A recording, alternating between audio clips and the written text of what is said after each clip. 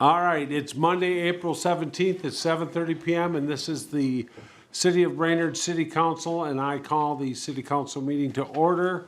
Administrator Bergman, please call the roll. Stengline. Here. Johnson. Here. Chesak. O'Day. Stunek. Terry. Bevins. Here. And Bedot. Here. Please rise for the Pledge of Allegiance. I pledge Allegiance to the flag of the United States of America and to the republic for which it stands, one nation, under God, indivisible, with liberty and justice for all. Item 4 is the approval of the agenda. Is there a motion to approve? So move. Motion by Stunek, second by Stengline. Any discussion? President. Yes, sir, I'd like Mr. to, Chesak. Drop from the consent calendar the Arboretum item to be discussed. Okay, we have a motion to, no, I'll accept that just as is. We don't need a motion for that. So Mr. Chesak has requested that we pull that off, and you want that where, Mr. Chesak, old business? I don't know, isn't it better to just do it right after the consent is approved? I'm just throwing that out there. Let's take care of it right No, away. I just as soon put our presenters up since they came here. This is fine, thank you. So unfinished business is 8. We will make it 8. And we'll put it right before the call of applicants. Thank you.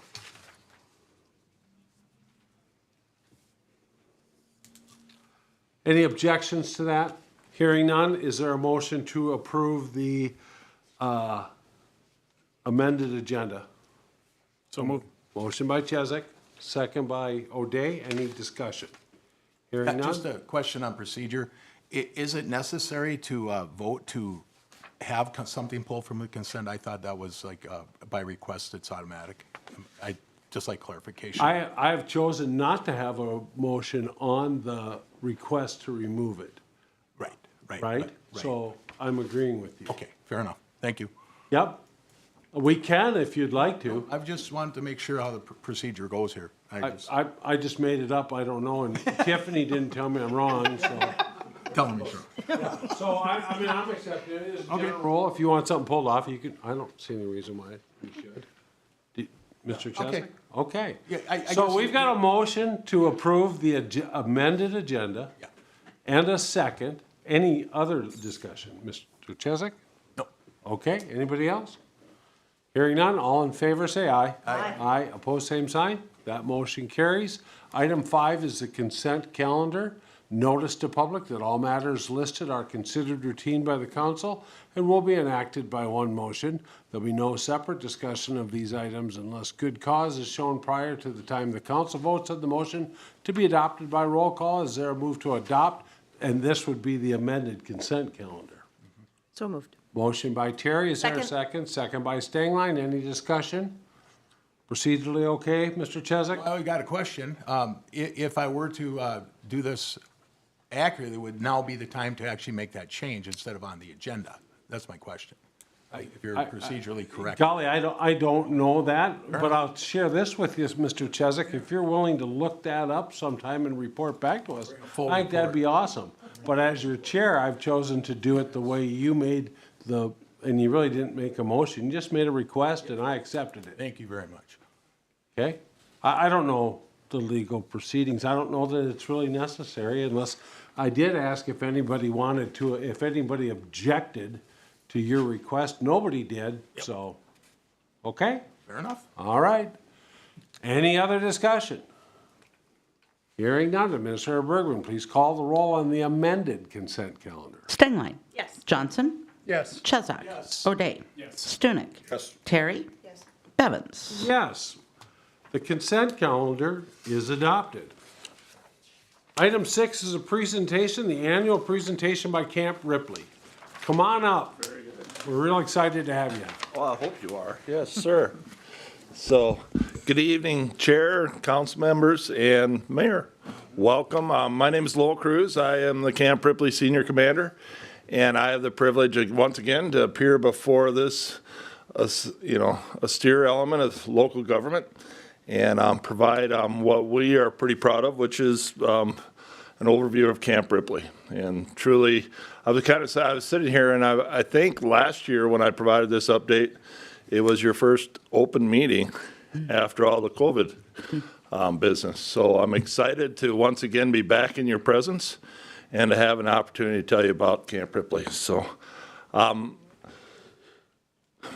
So first off, just like any organization, Camp Ripley reduces its values and its core objectives, and we create a mission statement. Mine is to continue to provide the best training facilities for your Department of Defense military elements that come to Camp Ripley and train, as well as a place where your National Guard can train for some of your state's worst emergencies as well. And then finally, to be the best community partner I can be, and that's why we run around in the spring and meet all our elements of local government and give this out brief, because it's part of one thing that we do as a community partner. And in reality, I enlisted every one of you to help me in that mission. You know, please take information you take out of this brief and talk to your friends and neighbors about it and help spread the word of what Camp Ripley is and what we're doing, so we can get rid of some of the mystique that it's a closed military base where all sorts of strange things happen, because it's not. And so every year we run through 3 slides that kind of show the leadership of the state of Minnesota's National Guard. I think it's important that you know who's in charge of the National Guard, and that's my friend Major General Sean Mankey, who is the Adjutant General. This slide changed this year in the fact that he got rid of an enlisted advisor, and he hired a new one. The one in the bottom there is Command Master Chief Lisa Erickson. She's from the 148th Air Wing, originally out of Duluth, and now works as our senior enlisted advisor to the Adjutant General, and advising him on enlisted issues for both, the Air National Guard as well as the Army. So, our 34th ID leadership has changed a little bit as well. This is Major General Charles Kemper's second year in command of the 34th Infantry Division. 34th is prepping this summer and will once again deploy to the Middle East, to Kuwait, sometime next spring. So they'll be mobilized in January. Charles Kemper is supported by Command Sergeant Major Matthew Erickson. Matthew is the new Command Sergeant Major of the division headquarters. Matthew spent 3 years working directly for me as my Command Sergeant Major when I first took over this job as the senior commander. So we bring a little local understanding of Camp Ripley and the community with him to the division as well. And then finally, the Camp Ripley leadership has changed a little bit. I sit on the top as the senior commander. This is I'm well into my 6th year as the senior commander at the installation. It'll be 7 would start in August, or I say again in September of this fall. Unfortunately, I think for me, maybe not for you, you might have a new briefer here next year, as I probably will be replaced sometime this summer. And so I'm assisted by Colonel Bryce Erickson, who is an M-Day garrison commander. So he and Command Sergeant Major Ryan Hosted run my garrison command. Ryan works for me full-time Monday through Friday as well. And I'm pretty excited to have him. He's a new face in our headquarters as well. He lives in Royalton. So after years of driving to the cities to work for the National Guard, he's a little bit closer to home as well. So bottom line up front, we'd like to talk about the economic impact of Camp Ripley, because we think it's important not only in Morrison County, but also the city of Brainerd and Crow Wing. And so this slide kind of encapsulates what we think we brought to the community in 2022. So about $55 million in payroll, construction projects well over $9 million. And then once again, you'll see a line there for the Army Compatible Use Buffer Program. I didn't expect any money in that program this last year, and we were lucky to find $1.7 million at the end of the year from the federal government for that as well. And we'll talk a little bit about how we use that later in the brief. But I think you'll see the dollar figures next year will be very comparable to this. So Camp Ripley has about 800 to 1,000 full-time employees, and a lot of them live in the Brainerd area here. And our average construction budget is around $15 million. You can see 9's a little bit down for us, but this coming year we've got all sorts of new construction projects we're starting that'll add to that next year. So you're well aware where Camp Ripley is, just south of Brainerd, in the middle of the state. I love to tell everybody that it's 2 hours from everywhere. But in reality, it couldn't be better positioned to support your Minnesota National Guard and our need to support the state as a whole in emergencies, but also provide a great place for soldiers to train. 53,000 acres, 2,000 acres of that is our built-up little city in the southeast corner. And we like to talk about the fact that central Minnesota is kind of the convergence of 3 biodiversity zones, you know, the big woods to the north and the hardwood forests and the prairie. We have a little bit of that in all our different training areas on Camp Ripley, which makes us a unique place to work environmentally for my environmentalists. So. And then the final fact that is of note that we're proud of is we're the longest stretch of the Mississippi River without any development on our east bank. And so about 18 miles of riverbank there with no development. So in 2022, we hosted about 500,000 man days at DOD service members training at Camp Ripley. The year before, we were about 550,000, but on average, we're about 400,000. So you can see we continue to be very busy coming out of COVID. A lot of units came to Camp Ripley to train in lieu of training in Wisconsin, where they normally trained, and that was a direct effect of having Afghan refugees at Fort McCoy, where they normally train. And so we gained a lot of units last year that were from Wisconsin. The second bullet there talks about some of the DOD interagency, or the DOD partners that come to train. 123rd Contingency Response Group is an Air Force unit that comes, and they're training in the winter to learn how to build air bases in the Arctic conditions and survive for 30 days. And so they spent some Arctic time with us in February and January. So the mobile diving team from the Navy as well as the Coast Guard are hosting their winter ice diving schools there, where I think we're on year 9, I think, for the Coast Guard. Or for the Navy, I mean. The Coast Guard they brought their whole school to Camp Ripley, and they're using the Brainerd dive facilities here as well from the dive club for part of that. So it's a great combination of what occurs on base and on Camp Ripley, or in Brainerd as well. And then finally, a lot of information in the paper about our 50th anniversary with the country of Norway for our Norwegian exchange. We're pretty excited that we were able to sign a state partnership agreement with the country of Norway going forward, which will help legitimize our longstanding troop exchange, but also give us a lot of opportunities going forward to do more things with the country of Norway and give our soldiers more opportunities potentially to travel to Norway and train, which we think will do 2 things for us. It'll obviously increase our winter survival skills, because that's what Norway is known for, but it will also give our soldiers a chance to see a foreign country and learn about their culture. And will probably help us a little bit on our recruiting as well. So, all right. Help.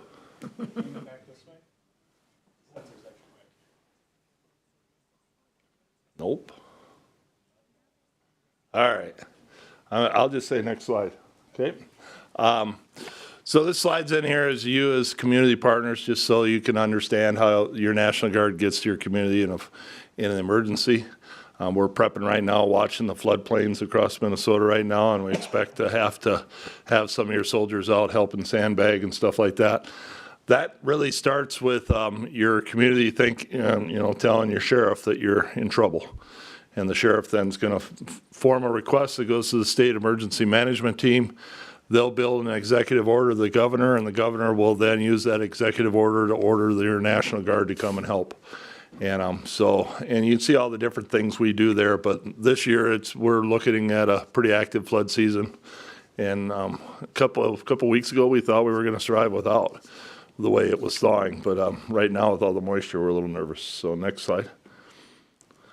And then just a construction update, a couple slides of that. These are some of the new facilities that we just added to our installation. These are the 3rd bullet down there. Motor vehicle storage buildings are in the picture there. They're really just 6 big tin sheds But like every vehicle owner in Minnesota, we like to put our vehicles inside and when it's snowing icy, and these are designed to host 120 plus Bradley fighting vehicles. So we cut a ribbon last spring on our new fire hall addition where our firefighters are housed.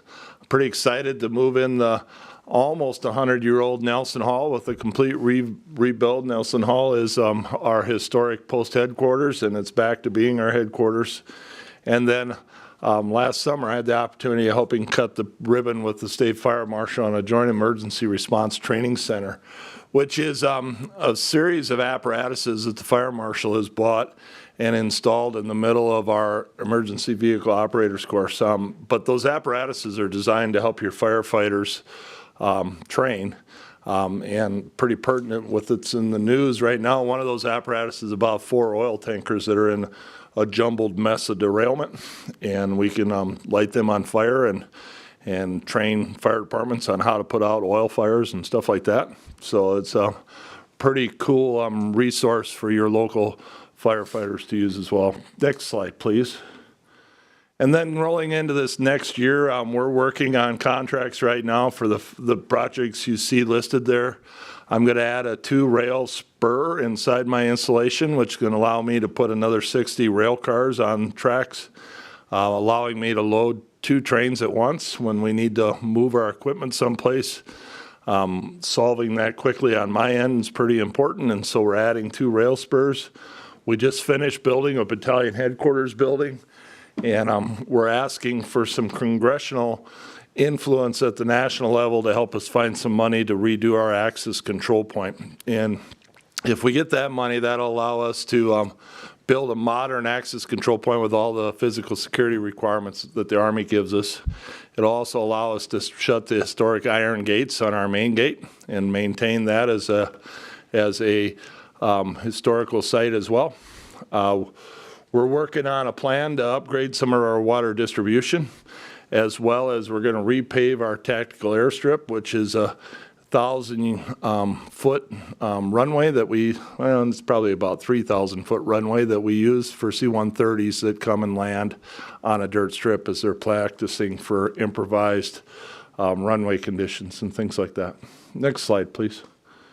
So, and then we're patiently watching what's going on in the legislature with the Minnesota Military Museum project. The site there you see on the left of that picture is the area just to the east of the Veteran Cemetery where that new museum will be located. The 2020 legislature gave them $13 million, but like everybody's realized, inflation is killing that project as well.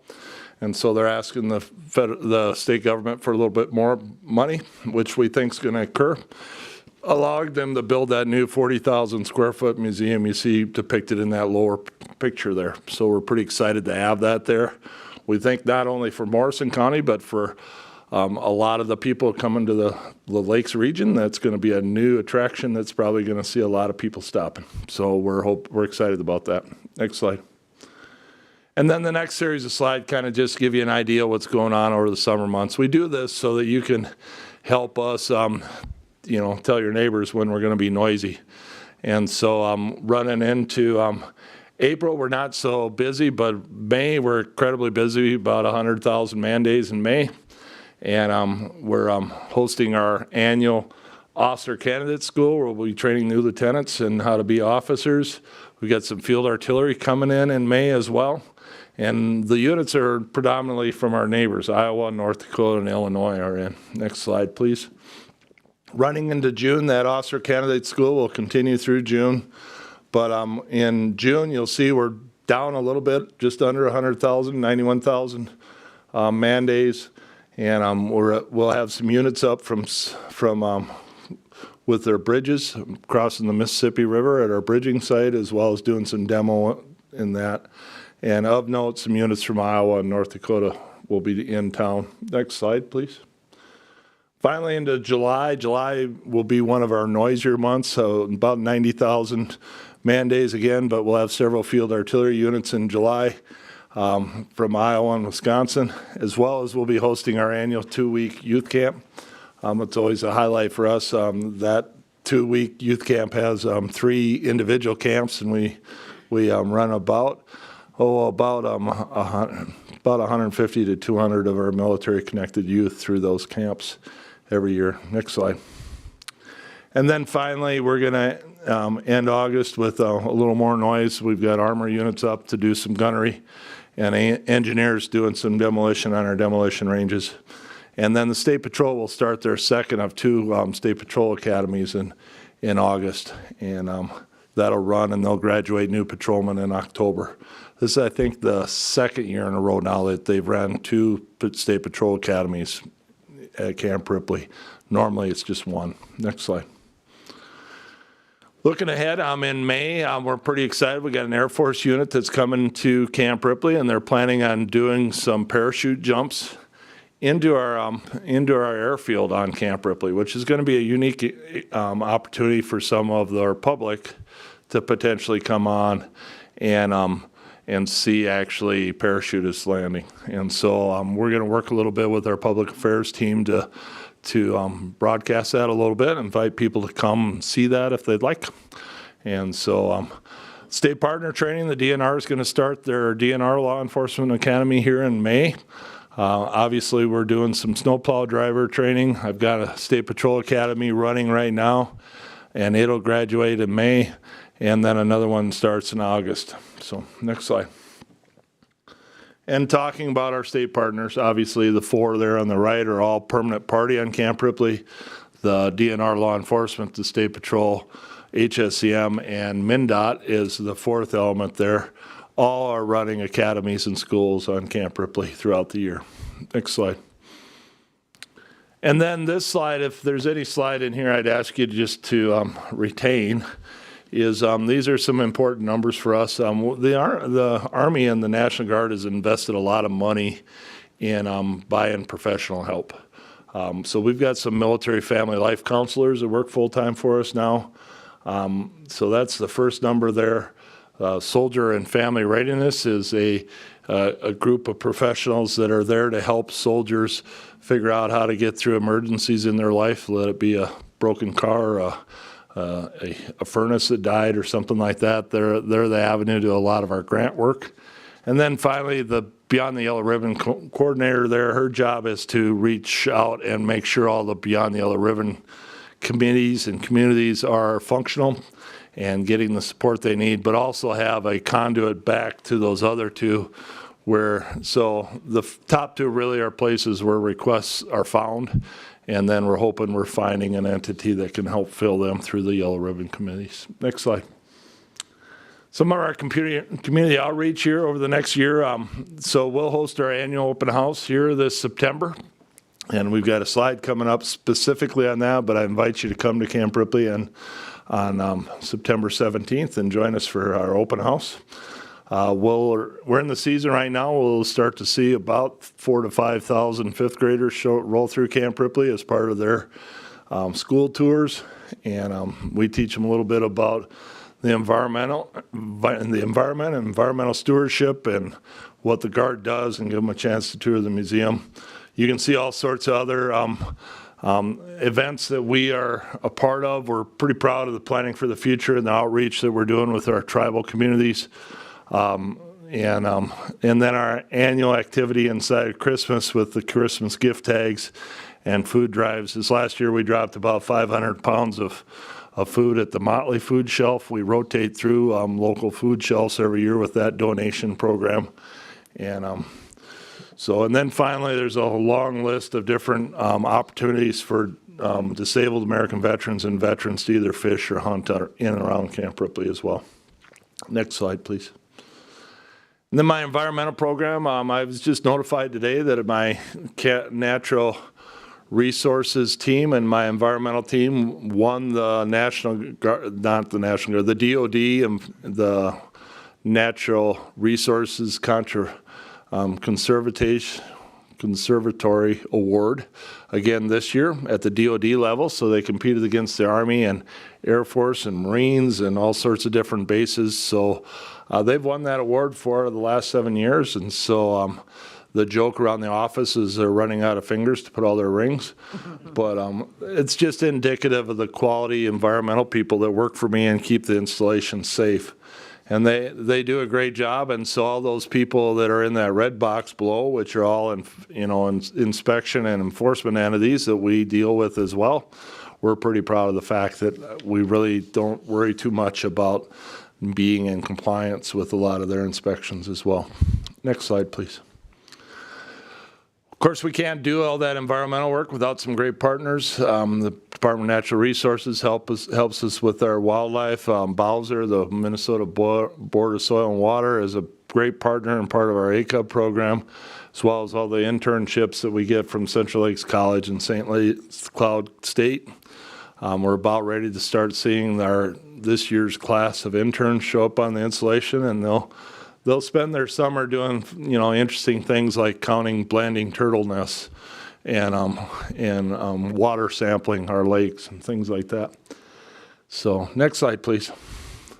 And then finally, we started our prescribed burns, not really over the weekend, but we burned about 300 acres of Camp Ripley before the snow due to some of our range firing this weekend. And obviously, as soon as the snow gets out of here and the conditions are right, we're going to try to burn 15,000 acres. All that stuff in yellow on the map there will give us an opportunity to prevent forest fires and range fires from being a problem for us this summer. Stuff in red will also burn just to try to control the vegetation around the base. So, but about out of that 50,000 acres of land, we're going to burn about 15,000 again this year, God willing. Next slide. And then finally, we enrolled some more land in ACUB over this last year. That $1.7 million helped us enroll some more parcels. We've got 35,000 acres currently enrolled in ACUB. That's all those green boxes around Camp Ripley. What that is a perpetual easement on that land to keep farms, forests, and agriculture land in production as agricultural land and not resorts or condominiums. We do that to protect the installation from encroachment, and it's a very successful program. We still have probably 250 or so willing landowners that want to enroll their land. And I think this year the projection is we'll have another about 1.7 million come in again this year of federal funds that are coming to buy those easements. So it's a great infusion of cash as well into the local academy. Next slide. And then finally, I mentioned it earlier, but I'd sure love to have you stop by Camp Ripley on Sunday, September 17th for our open house. The theme this year is the Sounds of Freedom, so we're trying to figure out ways that we can demonstrate to the public some of the things that make noise on Camp Ripley. So we're planning to have an F-16 flyover. We're looking forward to maybe some cannons firing some blank rounds and a bunch of other demonstrations, as well as our typical equipment layout where you get a chance to climb on any piece of equipment the Army has right now. So next slide. And then finally, for all you safety-minded folks, this picture reminds you that if you see any of this in your backyard, Grandpa's basement, or Camp Ripley itself, please leave it alone. Every year we help some of our local law enforcement folks get rid of grenades and things like that came home from World War II that we don't know what they are. But truly, we do deal with some dangerous munitions, and we're trying to make sure my employees understand that they're not something we want them to take home. And those numbers on there are important for you as well, because we definitely want to help the community out with that. Next slide. Finally, ladies and gentlemen, that's the end of my update, and I thank you for your time. And this is a picture of us in front of Nelson Hall. So Nelson Hall was built in 1931. It's on the National Historic Registry, and it's now my new headquarters building, so I'm pretty proud of it. So, any questions, sir? Any questions? President Bevins? Yes. Yeah, first of all, I'd like to thank you and all the men and women in the service for your service to our country. And then is the camp a restricted airspace? It is, Okay. yes. Do you have any trouble with drones, like recreational drones? Well, it's restricted, so we have aircraft that encroach on that every once in a while that we track and report to the FAA. Okay. I haven't had a lot of reports of drones. Obviously, we're concerned about that. We do fly some of our own drones in the process. We're the home of our Shadow Platoon, which belongs to our 1st Brigade, which is a very large drone, about a 12-foot wingspan. My PAO section also employs some drones to take some pictures of Camp Ripley and things that we're doing there. But by and large, we haven't had a lot of problems with the public with that. Thank you. Thanks, Mr. Chesak. Any other questions? I have Carrie, yes. a question, but more of a comment. As the mom of an airman who is getting ready to deploy on his first deployment, God help me, thank you all for your service Yeah. to our community and to the nation. Thank you. Well, thank you for your son's appointment. He'll be fine. He's in there. That's what I keep hearing, but I don't know. The standards of our Air Force brethren are much higher in living conditions than the That's Army, what so he'll be good. I've heard, yes. So- They're taken well care of, yes. Any other questions, comments? Thank you very much. All right, thank you. Have a good day. Thank you. Thank you. We will move on to Safety and Public Works Chairman Mike O'Day. Thank you, Mr. President. We had 8 items tonight, first of which was an event street closure application for Shep's Elbow Convention.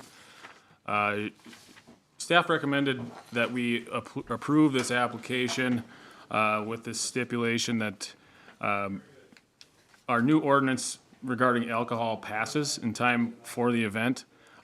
We decided to motion to just approve the application as is, so that it's not pushing forward our new ordinance or changing anything based on this event alone. It's something we've been doing for 25 years or so, something like that. So motion was to just approve the application as is, and I so move.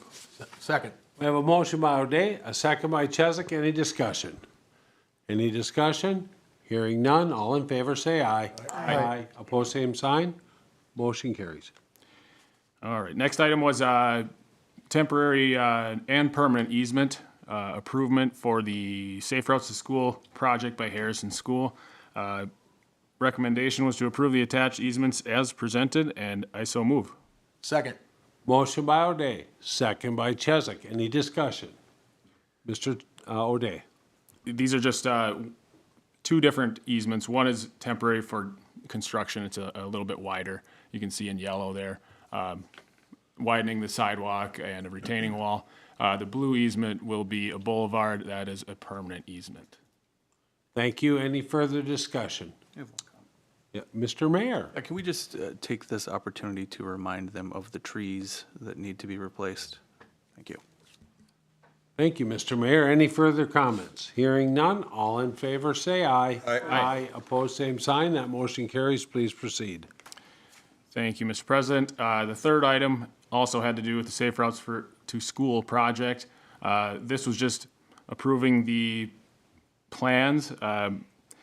It's a recommendation to approve the plans and specifications as presented and authorizing bidding of improvement 22-06 SAP 108-113-008 with an anticipated bid opening of Friday, May 5th, 2023 at 10 a.m. And I so move. Second. We have a motion by O'Day, a second by Stingline. Any discussion? Hearing none, all in favor say aye. Aye. Aye. Opposed, same sign. That motion carries. Please proceed. Thank you, Mr. President. Item 4 was a contract amendment with Widseth. This is in regard to the Lum Park Road SPRA design changes. Recommendation was to go with option 2 and approve the amendment changes as presented at $13,300. I so move. Second. We have a motion by O'Day, a second by Stingline. Any discussion? Mr. Chair. Yep, I'm going to give the chair the first shot, and you can be second. So we had a couple options here. Option 1 was to maintain the road and trail as is, as the council directed in our last meeting. That would have cost us to extend that box culvert where it crosses the creek there. But the park board wanted to reroute the trail and use the old existing arch that is in the middle of what you see right there pictured. It's a little bit more spendy for design work, but not having to put that extension in on the box culvert is saving us about $100,000.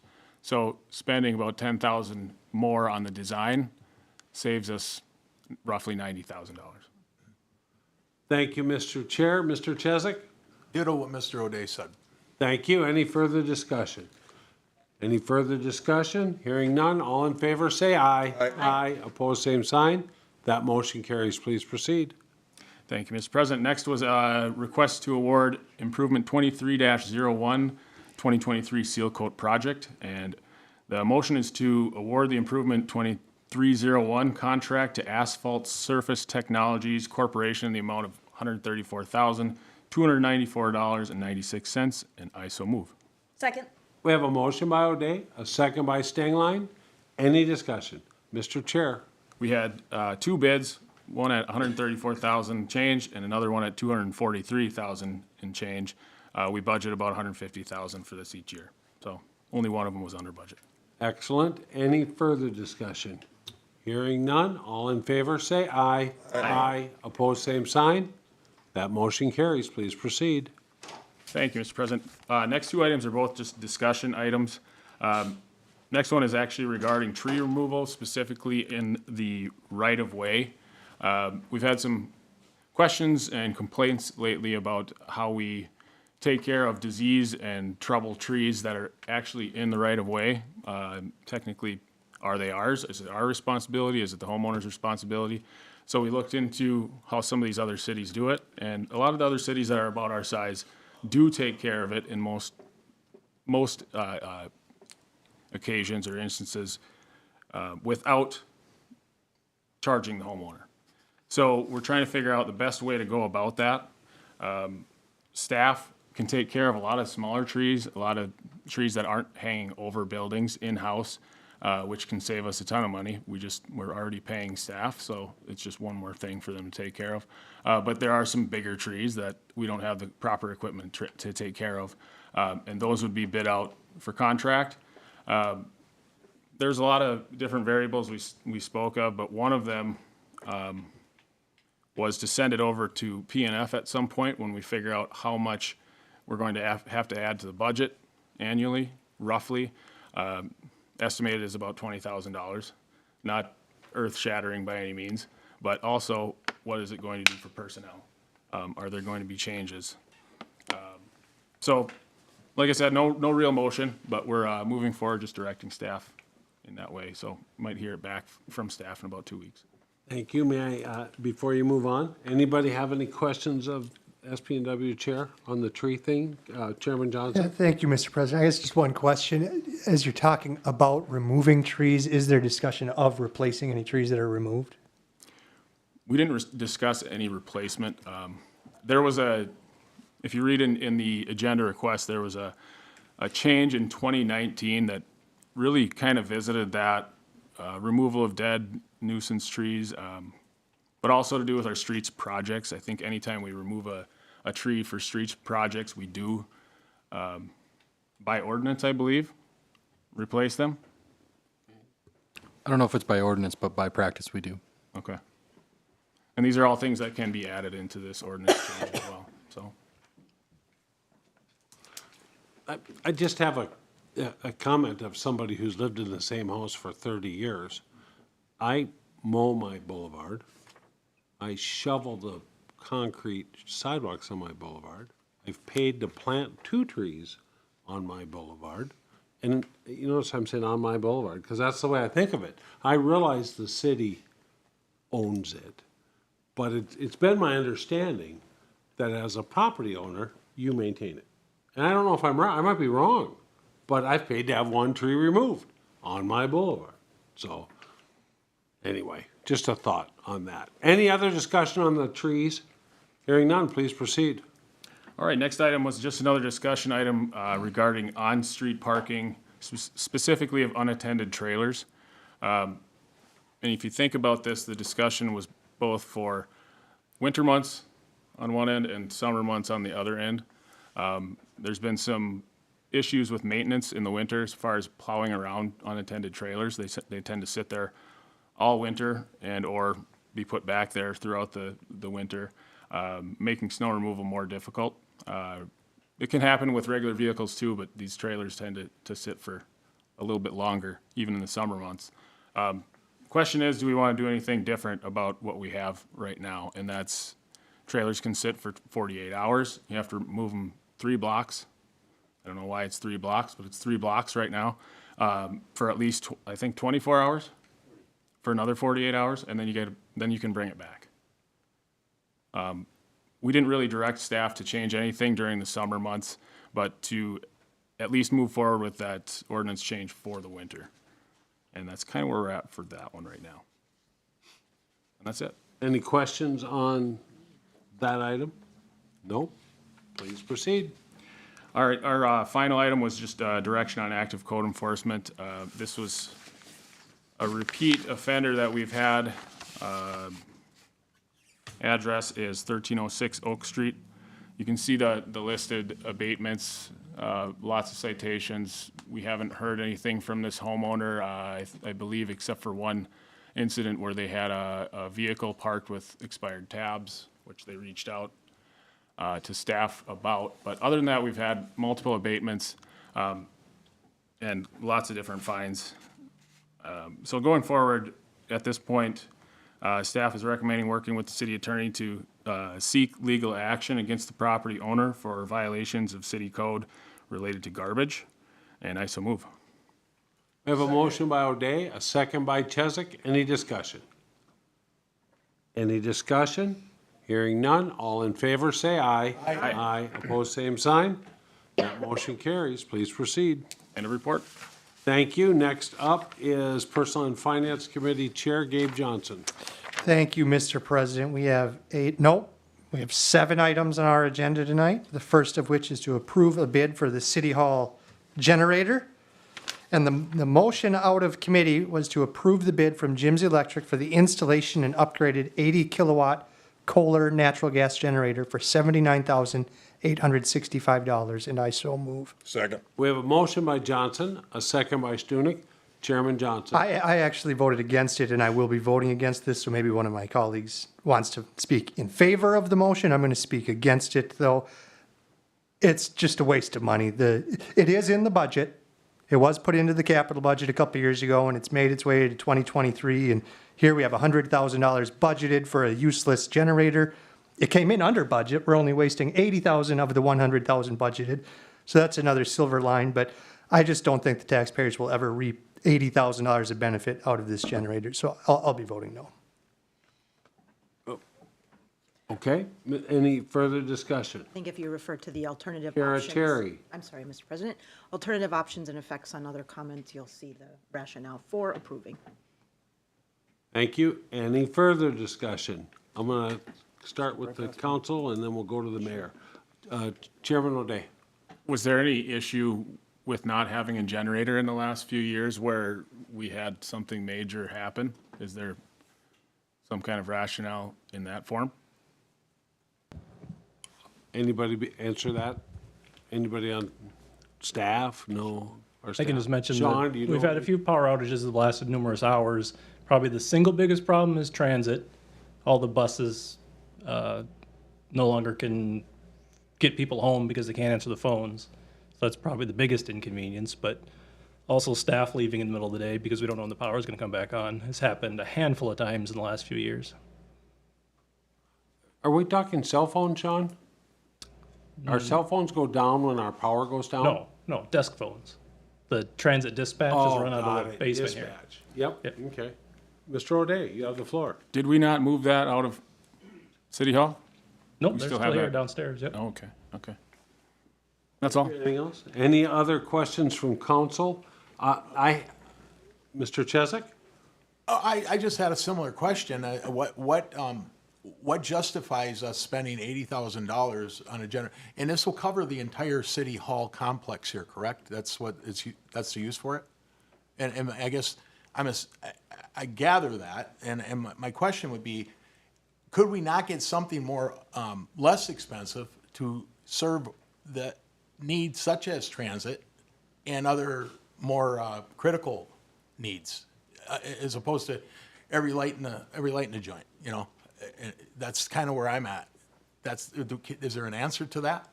Is there an option that we could go with something that would be more reasonable?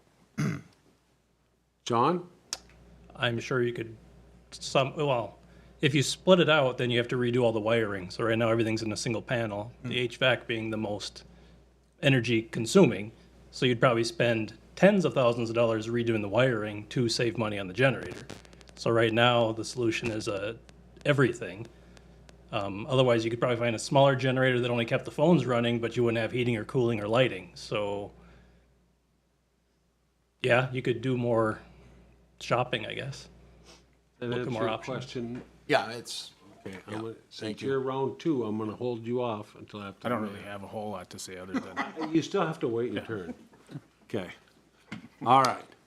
Mr. Chesak, does that answer your question? it did, so thank you. Anybody who's not spoken, and I think Mr. Chesak's question just answered mine, it's really for the chair. This is not those 2 generators for the police department that we talked about with the ARPA funds. That's something completely different. That is completely different to benefit the police department and the generators they absolutely need. This is an unnecessary generator at City Hall. Got it. Mr. Mayor? I was just going to make a comment about the use of natural gas with the current conversations that are happening in our society. It seems really ill-advised of us to be using natural gas for any type of power generation. So I just want to make that remark to start things off. Mr. O'Day? I was just gonna say, we have a man in the back there that's very knowledgeable on electricity. And I wonder if he has a different answer than Sean Strong. If that's okay. You know what, he's staff, I think. And Todd, can you help us at all? Well, I think, I mean, I don't speak to the particular reasoning other than that $80,000, it seems like a lot for a generator nowadays, but if you're looking at generators, that's right in the range. I mean, we're buying things that are 3 times that amount nowadays, but I think the biggest thing is the reliability of our system. It has to do with if we do have a tornado, if we have something come through, take out our power in Brainerd, you know, we work with the BPU and the city, work with where would our command center be, where would we be able to set up where we could do different things. And I think some of it's set up at fire station, some of it may be at the police, but some of the records and some of the things we need to do are here at City Hall. That, I think, is the primary reason, is just to have this available when we may have an outage. We have generators at our lift stations, our smallest lift stations, because we can go about 24 hours, but if not, if we don't have things up and running, we have to have things there to run. So all of our facilities, we've got various sizes of generators, so that's all I really know about this one. Thank you. One final question. You have the floor, round 2, and then we're gonna go around again. Yeah, I hope we do. I We'll figure it regret out. having voted no. We'll figure it out that way. So we have 2 of these, I don't know if they're the same generators that are going into the police station. What would be the difference in cost to wire those generators 3 blocks to reach City Hall in case of an emergency? The police department's looking at HVAC. Those aren't generators. Yeah, that's, Yeah. It's heating and cooling. So Good call, Sean. Heating, I So should say. it's not gonna work, is what you're telling me. No, we can't put the heat down the street. No. No. I spoke. That's all. Anybody else with a second round of questions or comments on the generators? Well, Yes, I'll s- Alderman Stayline. I guess I was shocked when I found out that we didn't have a generator here when the power went out and the phones went down, and the first time, and I was getting calls about it, and no, there's nothing happening at City Hall because there's no power. And this is where people are gonna call when they've got non-emergency question or like, what happened? And we really need to be able to respond to people in the event of a crisis of some sort. Thank you. Anybody who hasn't spoken yet? Mr. Mayor, round 2. I just want to remark that if this is solely for that purpose, then the better solution is to figure out a better system for our phones. If our phones don't operate because the power goes out, that seems like a bad phone system for us to be operating under. There should be an alternative to have. This seems like a really large expense for what sounds like transit.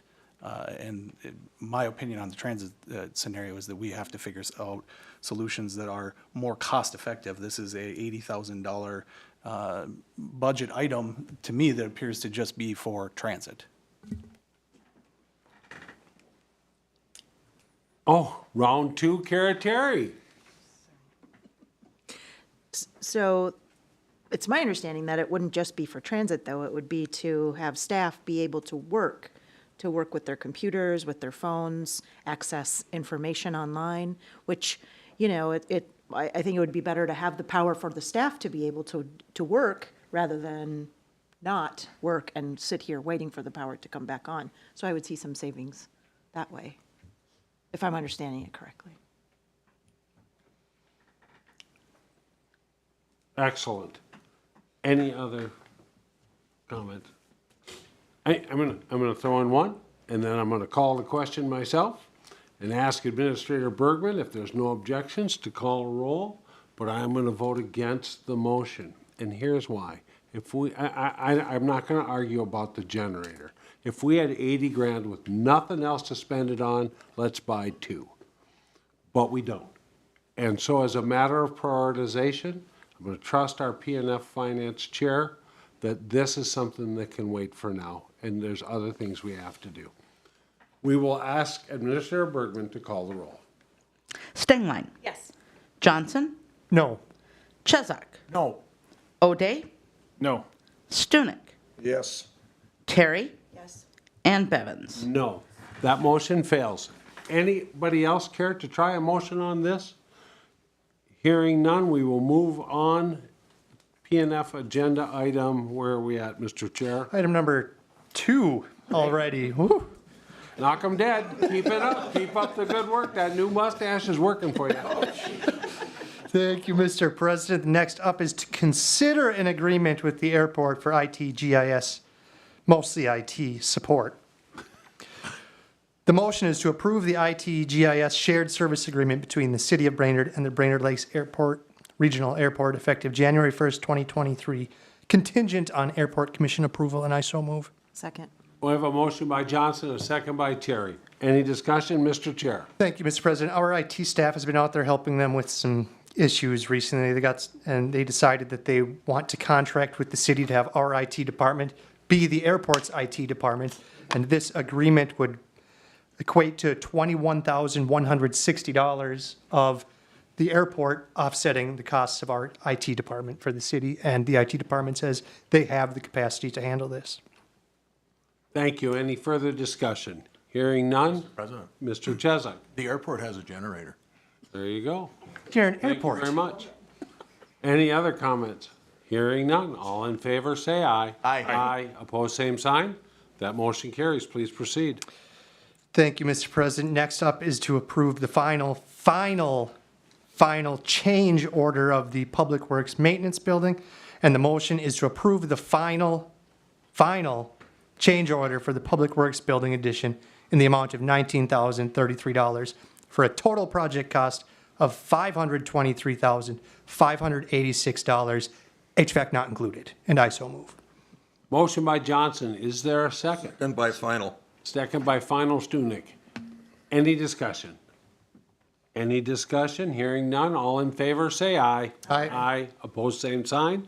That motion carries. Please proceed. Thank you, Mr. President. Next up is to adopt a resolution for the Sourcewell Community Impact Funding for our public safety departments. And the motion is to adopt the resolution authorizing the fire department to apply for funding through Sourcewell Community Impact Funding, and I so move. Second. Motion by Johnson, second by Terry. Any discussion, Mr. Chair? The applications are $50,000. The money would be used to offer mental health check-ins, check-up from the neck up for our police department and our firefighters. So this is going to be great on working with helping their mental health. And then with any money left over, we'll obtain some additional physical fitness equipment for both the fire and police department.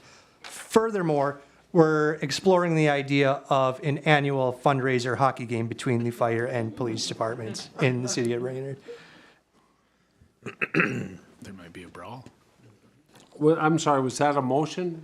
The motion was to adopt the resolution. Yes, and second. Any further discussion? Mr. President, Mr. Chesak? I have a few questions. When we apply for this particular grant, there are some questions in here that I would really think it appropriate to look at the answers or the responses before we approve this. However, this has to be in, I believe, by April 26th, so there's no way to do that. And like one of the questions is if this program that we're implementing goes beyond 1 year, how do you plan on paying for it? And is this a cost we're going to accrue because we're starting this that we don't have funding for? Also, and I certainly understand the need for this or the desire to have it. It seems very, rational to have this sort of service and program. But it also says if the money is awarded, we then are required to sign, if you give me 1 second here. Okay, just 1 second, please. I further certify that funding is awarded pursuant to this application. My organization will execute the Community Impact Funds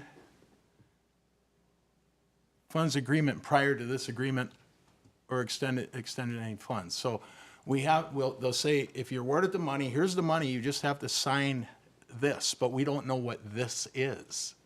And I'm very hesitant to go forward because now you're putting the carrot in front of the horse saying, well, we got 50,000 here, you just got to sign this. Well, we don't know what that is.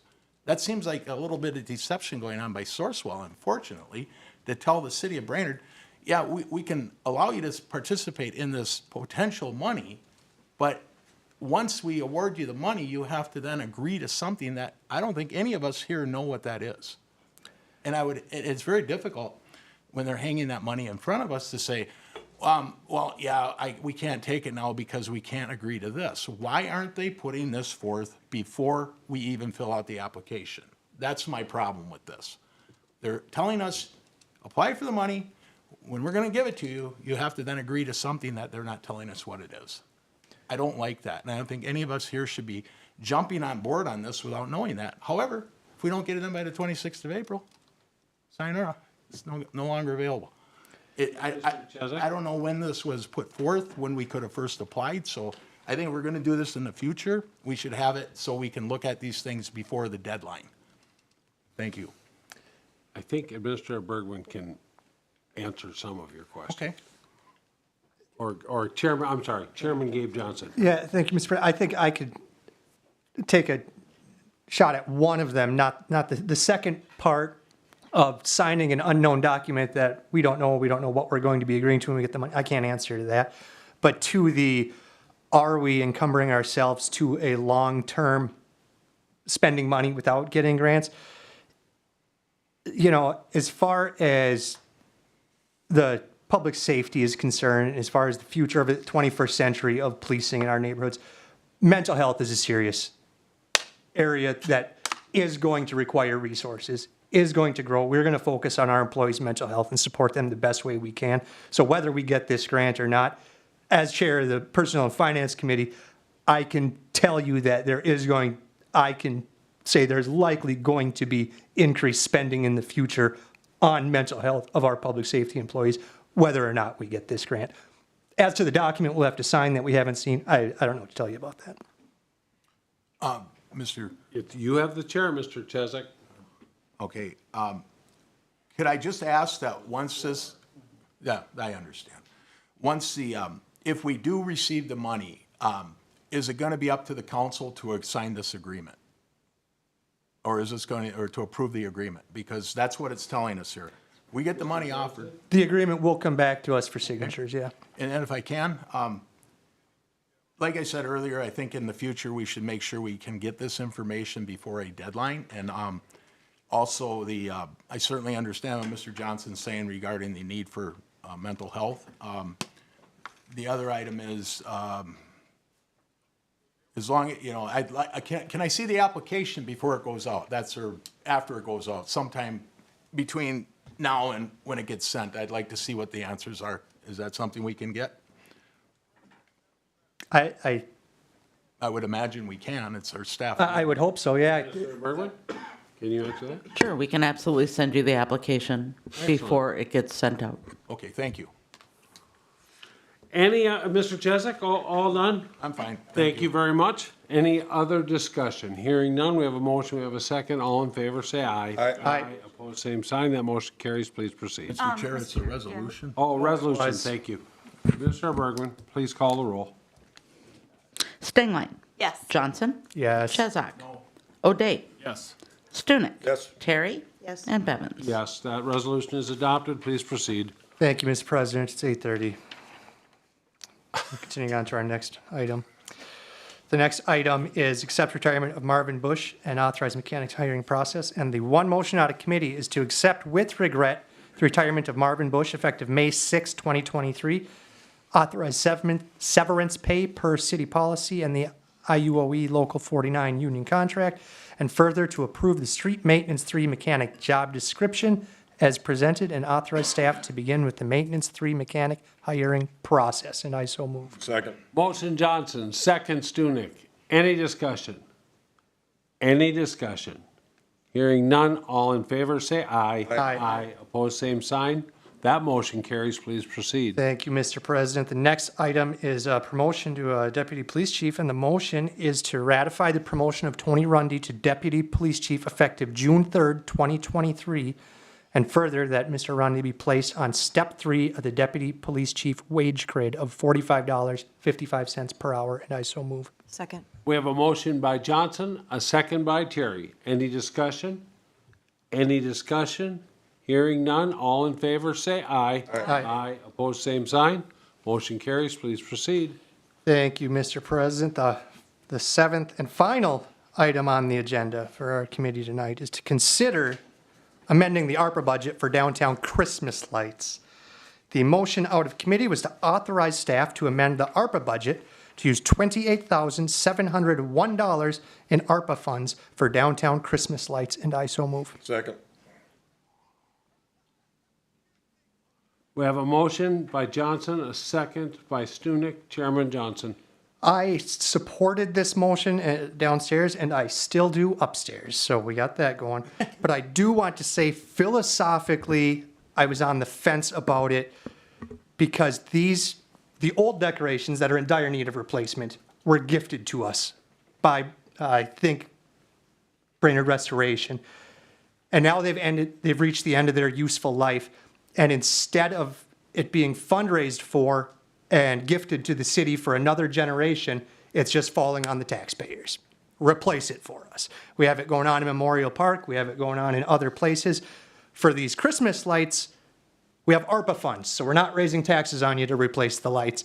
But philosophically, I have a tough time accepting a gift and then telling the taxpayers they're on the hook paying for it for perpetuity. But for these Christmas lights, this one time, I support it. Thank you, Mr. Chair. Any further discussion? Yes. Mr. Chairman O'Day, and then I'm just curious what the lifespan of the previous lights were and what the lifespan of this set is expected to be. Any idea? anybody answer that? I cannot. No. Okay. I cannot, but I can get you that answer when we purchased or when Brainerd Restoration donated them to the city, if you'd like. And when their useful life ended. 3 years ago. Probably 30. Mr. Chesak? Yes, President Bevins, I just want to thank Mr. Johnson for referring to these lights as Christmas lights and not holiday lights. I didn't even notice. Yeah, thank you. Thank you. I'm going to vote against this. I love the Christmas lights downtown, but I have to buy my own business lights. So if I could get taxpayer money for my Christmas lights, I would. And the other thing is, we do a lot of stuff for downtown, and I support it all. But they also got a half-price break on their street, sewer, and water not 10 years ago. And at the time, nobody else had gotten that. So, I mean, you can buy all the stuff. We could pay for their snowplow. We could pay if we could have all the taxpayers pay for their garbage. We've had lots of downtown business owners complain about having to pay for that. Well, there is a cost of doing business, and I'm just thinking you have to be able to take some of it. So, everybody's had a chance to speak. You want to do it again? Can we go a second round, please? You absolutely can. I want to apologize to the 24 people watching at home. Usually our committee gets our business done a lot quicker than this. I just forgot to mention, and I think it's worth mentioning, that the $28,701 is half the cost. BPU does have SIP funds available that the Public Utilities Commission is kicking in $20,701. So it's half paid by the public utility, half paid by the general fund. So it's a nice collaboration. Thank you. All in favor, the motion, you want to? So I have a comment question. These were referred to as ARPA funds, not local levied tax dollars, correct? Absolutely. Okay, so that brings up a point I will make at a future date regarding the cemetery funding with ARPA funds. Thank you. Thank you. Okay, the motion is in favor. All in favor, say aye. Aye. Opposed, same sign. Aye. And that motion passes.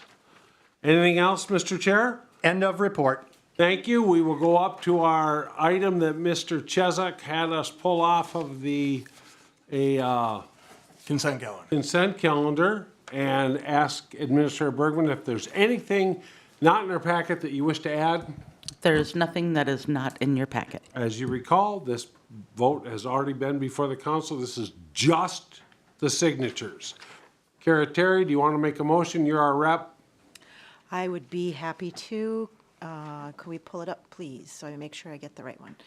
Authorize signatures on the extended agreement with the Northland Arboretum is my motion. Thank you. Second. Second by Stunek. Any discussion on just the signatures? Yes, Mr. Mr. Chesak? Yes, when this was approved last meeting, I asked a question about a working group, which was the council's direction to the ARB.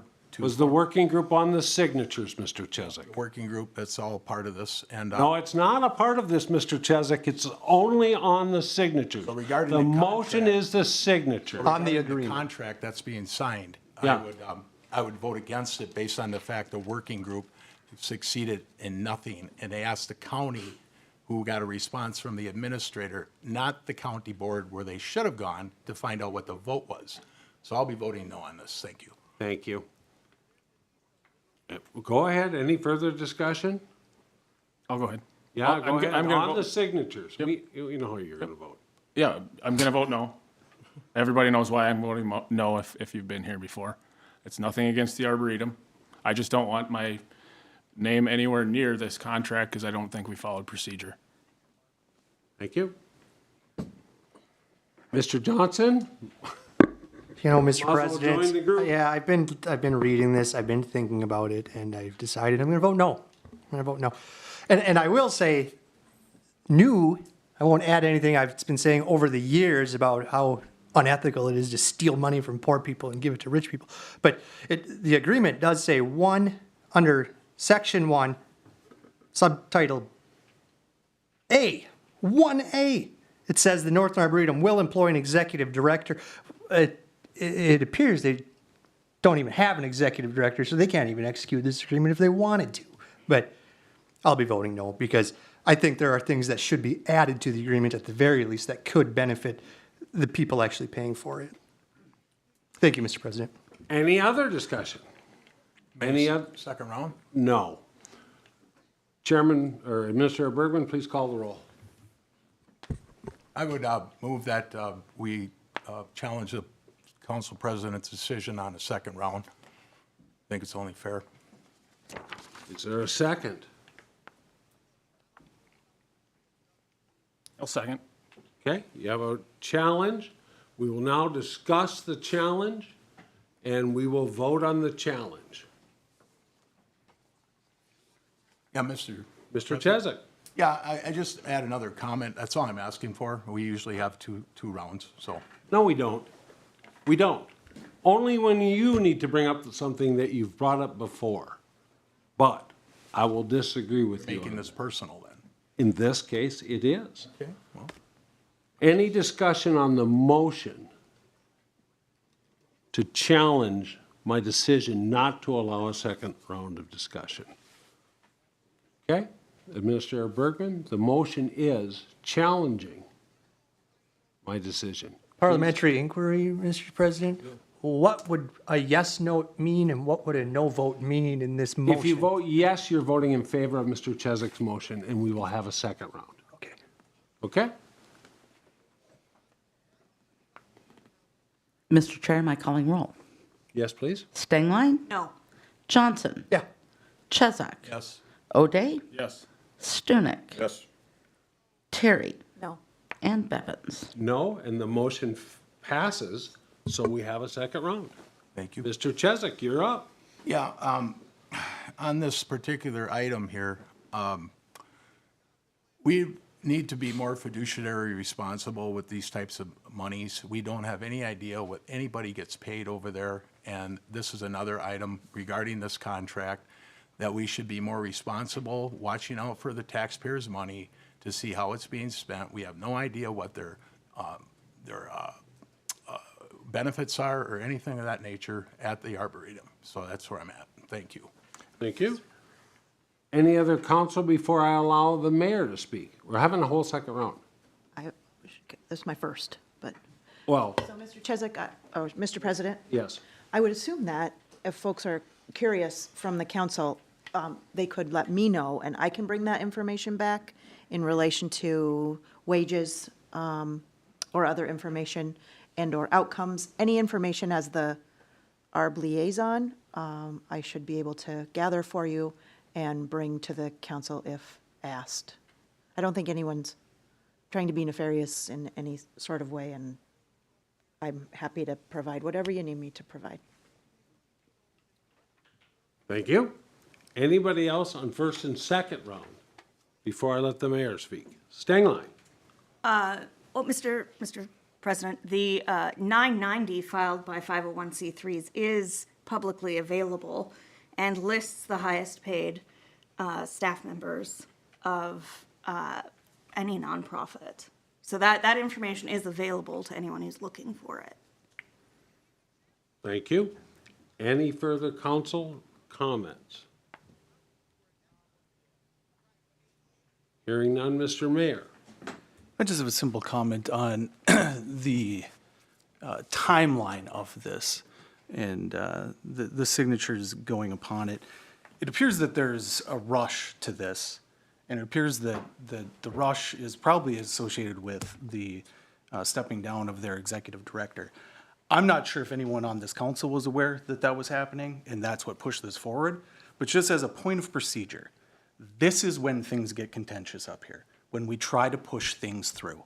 And it appears that this item has been pushed through, and there is some dialogue happening in the public as well, saying it's very interesting timing that we would be signing this right now after finding out one day prior that their executive director is leaving, which leads individuals in the public to question whether or not there are individuals up here that are pertinent to information that they're not sharing with people.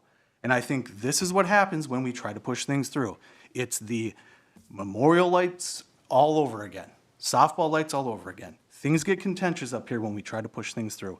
And I would appreciate it if we as a council stop trying to push things through and start following our own procedures so that we don't have these types of contentious moments leading up to something that should be fairly simple. Thank you. Thank you, Mr. Mayor. Anybody want to go round three? I should keep my mouth shut, but. All right, we will open round three. Kara Terry. I want to appeal the. Mr. President, I appreciate the mayor's comments, and, You know, I wish you would stick to the motion. and there was no pushing through or nefarious action on my part. I learned about it at the last ARB board meeting, which was just this week, Wednesday night. So I didn't have this information until then to bring forward to you. And you may recall that we did bring this in front of the board at the last board meeting, or the council meeting, to sign, and that was before anyone knew that the director had another opportunity. So just want to be clear on the timeline. Anybody else on round three? Mr. O'Day. the timeline to me was the end of 2023. I think that's why we're getting some of this discussion that we're getting. There was a contract that should have gone to the end of 2023, at which time an RFP would have been established. We never even saw one. That is a procedural snafu that we just decided we don't care what anyone else wants to do with that money. We're just going to give it to them because we like them. And I do like these people. But I don't think we did it right. I think we did it exactly wrong. Thank you. Anybody else? Anybody else? I'll ask a third time. Any other comments on the motion? So the motion is to authorize signatures on the extended agreement with the Northland Arboretum. The motion was by Terry, the second was by Stunek, correct? Correct. Thank you. Administrator Bergman, would you please call the roll? Stengline. Yes. Johnson. No. Chesak. No. O'Day. No. Stunek. Yes. Terry. Yes. And Bevins. Yes, that motion passes 4-3. We will move on to unfinished business. Item 8A, call for applicants. Mr. Mayor. Oh, comic relief, right? Call for applicants. The following applications are available on our website, ci.brainerd.mn.us/boards. Charter Commission, 2 terms expiring 2026, 2 terms expiring 2025. Library Board, 1 term expiring 2025. Rental Dwelling License Board of Appeals, 5 terms expiring 2024. TAC, 1 term expiring 2023. We also have 1 term, just 1 term, on the Economic Development Authority. That expires 2028. And as council president, I have 2 openings, one on the Parking Commission expiring 2026 and 1 term on the Planning Commission expiring 2025. Item 9 is new business. Item 9A is a resolution proposed to continue participating in the opioid settlements. Administrator Bergman, anything you wish to add?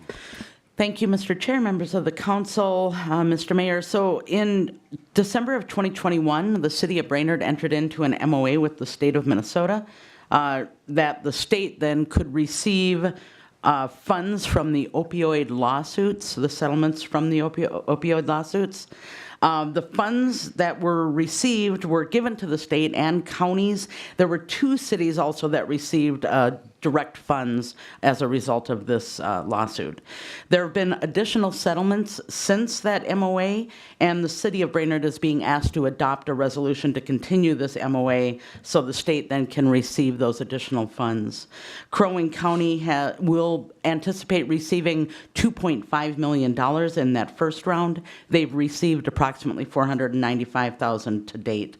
The only expenditure that they've made so far is $60,000 to hire an opioid or a blade coordinator, and the county then formed a committee. Councilwoman Terry as well as Deputy Chief Davis are on that committee. The committee issued an RFP, and then they did hire an opioid blade coordinator through the Minnesota Prevention and Recovery Alliance.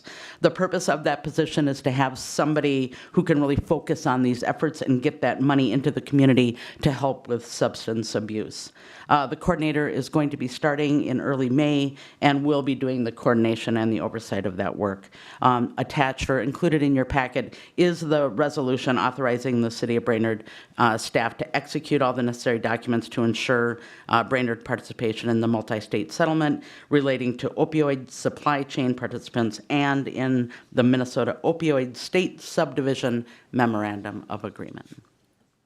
Any questions of staff?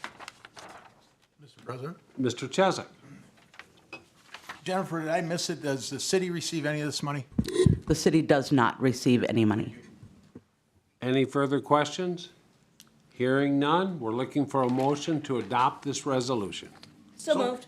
Second. Motion by Stengline, second by Chesak. Any discussion on the motion? Any discussion on the motion? Hearing none, Administrator Bergman, please call the roll. Stengline? Yes. Johnson? No. Chesak? No. O'Day? Yes. Stunek? Yes. Terry? Yes. And Bevins. Yes, the resolution is adopted. Next up is item 9B, setting a public hearing for the annual MS4 report. This is City Engineer, Public Works Director Dean. Anything you wish to add to what's in our packet? No, sir, nothing to add. All right, nothing to add. Any questions of staff on the MS4 permit? Hearing none, is there a motion to set the public hearing for the city's MS4 permit for May 15th, 2023 at the regularly scheduled council meeting? Johnson. Motion by Johnson, second by Chesak.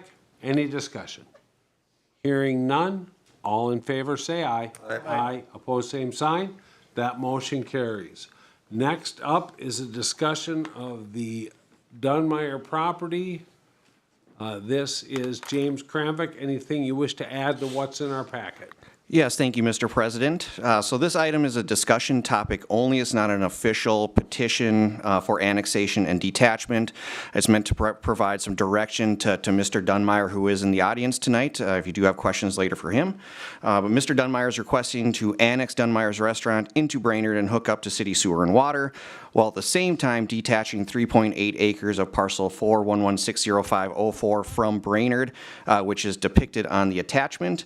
The remaining 2.2 acres of that property would be located within the city limits of Brainerd and would lie adjacent to Highway 210. On the map there, that's depicted in red, which is general commercial. The area that is outlined in black there would be the proposed detachment area, and then Dunmeyer's proposed annexation is in the blue.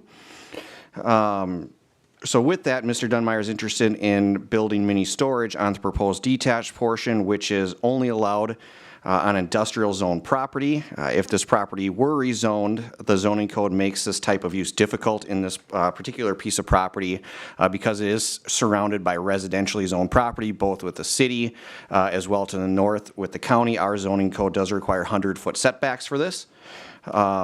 Mr. Dunmeyer did reach out to the building official to look at sack and whack fees. Building official estimates the sack and whack fees would run between $30,000 and $40,000 to hook up to Dunmeyer's Restaurant to city sewer and water. Sack and whack fees, connections made to city sewer and water as part of the airport utility extension project are split proportionally based on final project costs between the city and BPU for the life of the bond. Staff recommends City Council to discuss this item and provide comments to Mr. Dunmeyer. Staff did include kind of two options in here for Council to consider. So option one would be Mr. Dunmeyer petitions for annexation detachment, commissions a survey, and to work with the city attorney on a development agreement to cover legal fees.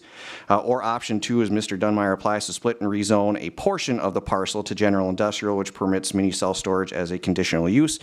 Staff is recommending option one with this. I can certainly answer any questions. If you have questions regarding state statutes on detachments and annexations, city attorney can answer that as well. Before I open it up to the council, has this gone to planning and zoning?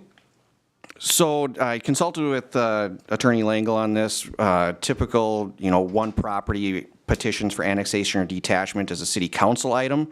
If you do wish, it could be directed to planning and zoning, but planning and zoning would handle more large areas that the city is potentially looking to annex in.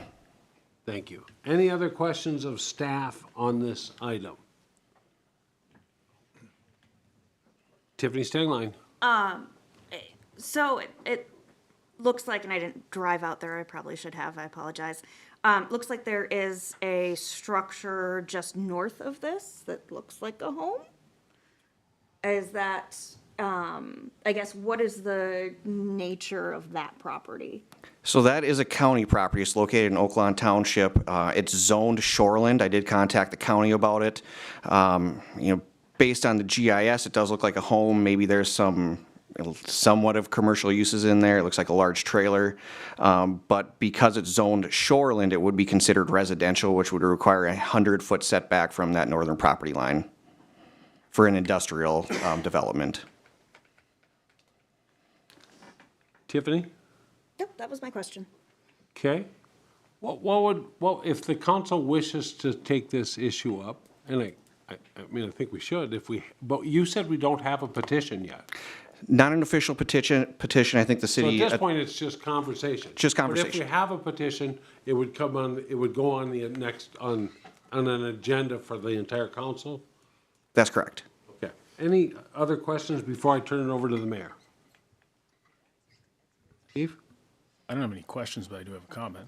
Yes, please, Mr. O'Day. I'll just comment that almost anywhere in the city, if somebody's trying to de-annex, I would be against it. This one's pretty unique. And when I see the word de-annex, I think, no, that's not gonna happen. But this is on the very edge of the city, and this is a very unique situation where you have somebody offering something that is more in exchange for the de-annexation. And the de-annexation is only for a very specific use that the individual wants to use it for. I don't see the use as being ultra permanent forever. If he were to sell it to somebody that wanted sewer and water and electricity from the city, then they could easily annex back in for some other type of use. But I think when you do the math on this, for his sewer and water hookups that are gonna come in at $30,000 to $40,000, taxation for his property, that includes a working restaurant, taxed, valued over $233,000 compared to a $15,000 chunk of property on the edge of town, as well as making more continuity of city limits along Highway 210. I think it's a no-brainer. I think it's a very, very fair trade-off. So I would support it. I don't know what we're doing tonight. There's nothing in front of the council tonight. We're, according to Mr. Kramvik, we're just discussing this for some reason, which is sort of unusual without a request. What if we, what if we spend all our ARPA funds on Christmas lights? We wanted 1 million lights, we got Mr. 3,600. Chesak, you're up. Thank you, President Bevins. I think I need a clarification. Currently, this property owner is asking to be annexed into the city, and instead of his entire property, he wants a part of that taken off that annexation. Does that clarify? Is that correct? So slightly different than that. The Dunmeyer property right now is outside the city limits. It's a smaller property. Mr. Dunmeyer also owns a property to the northwest of the restaurant, and that's the property that he's looking to detach a portion from.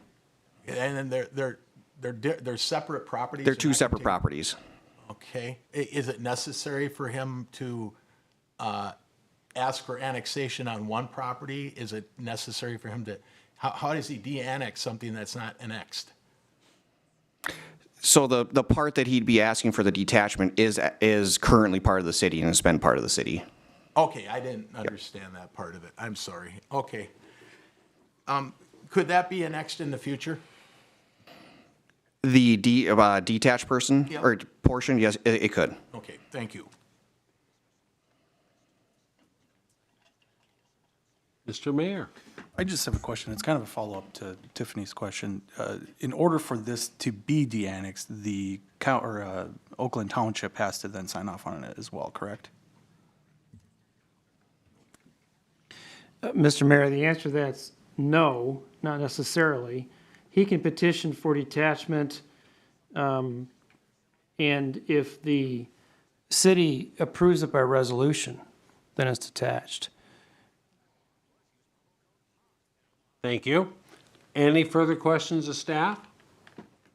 All right, thanks for the discussion, Mr. Kramvik.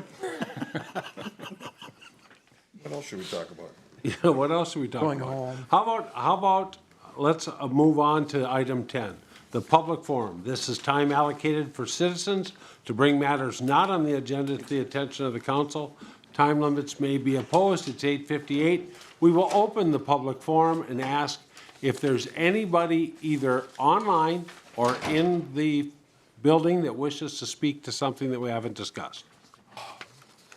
I'll ask a second time. Anybody at all? Come on up. And we'll ask a third time.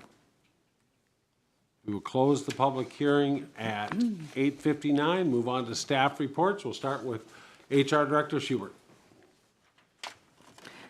I just wanted the council to be aware, the Public Utility Director Work Group met today and we interviewed 3 applicants. The work group will be making a recommendation to the BPU Commission for consideration at their April 25th meeting and then on to the council meeting on May 1st. So just to give you a quick update on that. Thank you. Fire Chief Holmes? Nothing to add, thank you. Attorney Lango? Nothing here, thank you. Community Development Director Kramvik? Thank you, Mr. President. Just quick here, the next Planning Commission meeting, the Planning Commission will be holding a public hearing for a potential updated lighting ordinance, and that is it. City Engineer, Public Works Director Dean? Yes, sir, Mr. President. So 2 small pieces. I did receive an update today that our application for transportation alternatives funding for the Highway 210 Lum Park pedestrian bridge was unfortunately not selected for grant funding. And then we did send out a notice today with our flooding-related closures. So today we closed down East River Road between Kiwanis and Jenny Street, as there is water on the historic bridge, and the river is really about within a foot of the driving lanes. We are also closing down some trail segments in that area as well that are underwater. And we've also had Evergreen Landing closed for a couple weeks now, but that is also underwater now. So we'll continue to monitor these areas and others as needed as the flood is still going. Thank you. Finance Director Hillman? I just want to give a shout out to the administrative staff for all the phone calls that they've taken the last several weeks about potholes and conditions of our streets. They take the brunt of it and they handle it with poise and diplomats, and I just want to say thank you. Thank you. IT GIS Director Strong? Nothing to add. From the Police Department, Mr. Davis, Officer Davis, nothing? And before we go to the Administrator, online, Eric Charpentier? Nothing tonight, Mr. President. Excellent. Todd, anything from PUC we need to know? Administrator Bergman? I have 2 quick things. First, on late Friday afternoon, I did receive a call from our attorneys at Everett Law regarding the IAFF lawsuit.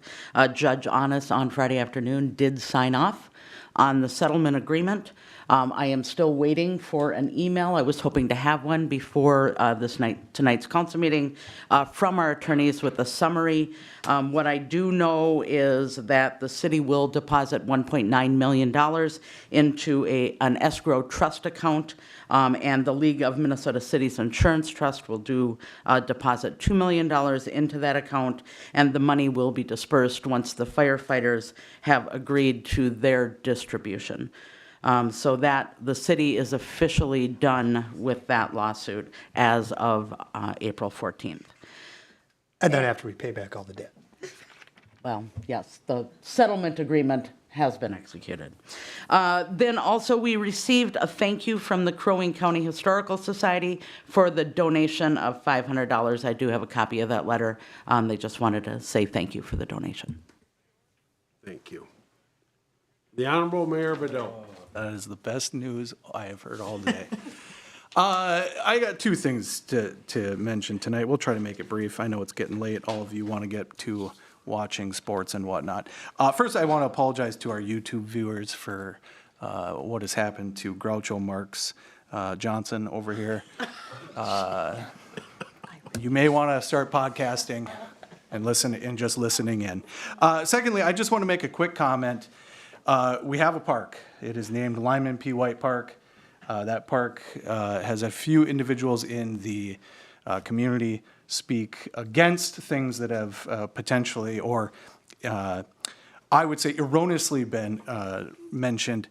I took it upon myself to find a couple of historians and to dig into some of this stuff, and I will be writing a small letter to the dispatch with some of the things that we've found. But I just want to say this, that if you're out there and you're reaching out to me and you're contacting me and saying, why haven't we heard anyone from the council or from the city speak on this, it's because we're doing our due diligence. And I believe firmly that we don't just jump to conclusions, we don't just throw stones around, we have to actually look into things. And we spent a lot of time, 150 plus pages we read of meeting minutes, of ordinances from that time frame. And I can tell you, if you hear that Mr. Lyman P. White was the mayor when we enacted any type of laws that were directed against Native Americans, that is false. And we've actually went back and done the research now. So we'll have a letter that we'll send to the dispatch with some of that information. But if you're out there and you have concerns about it, I can tell you this. Sometimes things get written, even 180, or 100 plus years ago, 140 years ago, 1981. Sometimes things get written.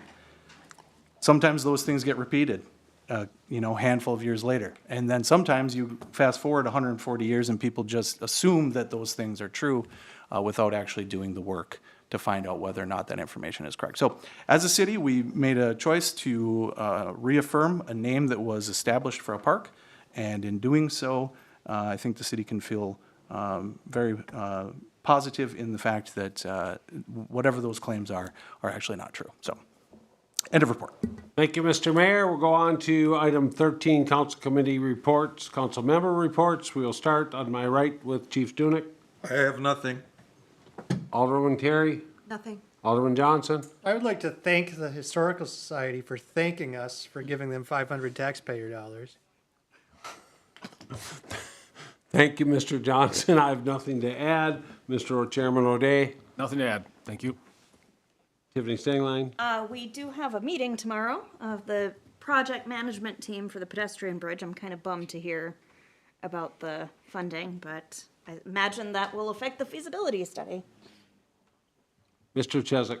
Let's go wild. There we go. Item 14 is we're looking for a motion to adjourn to closed session per Minnesota statute 13D.05 subdivision 3B to discuss potential litigation arising out of property tax assessment imposed by the city of Baxter. Looking for a motion to adjourn to that closed session. So moved. Move. Motion by Stengline, second by Stunek. Any discussion? Hearing none. All in favor, say aye. Aye. We'll take 5 minutes. Sorry, Kevin. And I thought yours was a pretty firm adjourn.